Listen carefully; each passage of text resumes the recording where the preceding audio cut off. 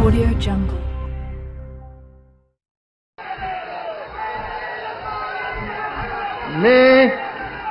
मी पंकजा प्रज्ञा गोपीनाथ मुंडे ईश्वर साक्ष शपथ घेते की कायद्याद्वारे स्थापित झाले आहे अशा भारताच्या संविधानाबद्दल मी खरी श्रद्धा व निष्ठा बाळगेन। मी भारताची सार्वभौमता व एकात्मता उन्नत राखीन।